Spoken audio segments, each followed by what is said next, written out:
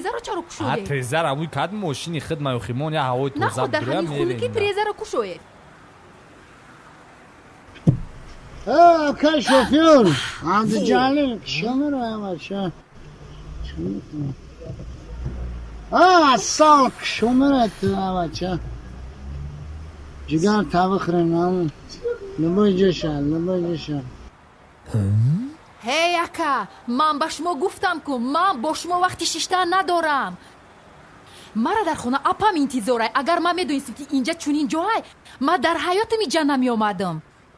فهمو؟ هی بیت تاری سروسیما شما رو یواشه درام رو چکو میکنید ایرانده التماس رفتیم؟ ولی ما گم ابو نکردم تک شما رو بلغو زند. تو چی قصر و سیمه اول مرا خشنو نگه که باید فکر که ولی میخوای برای یه عدسی باباش خلاص نمیخوری همشه با من دیر شده ایستاده است. من گفتم که با شما وقتی صحبت کردن رو ندارم. من فکر نمی کنم. التماس از اینجا روید وقتی من رو بیهوده نگیرید.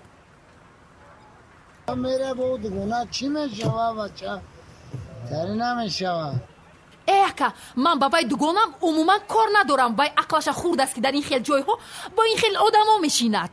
التماس دستتون نگیرید ما رویم. التماس حالا به یک منوت بیست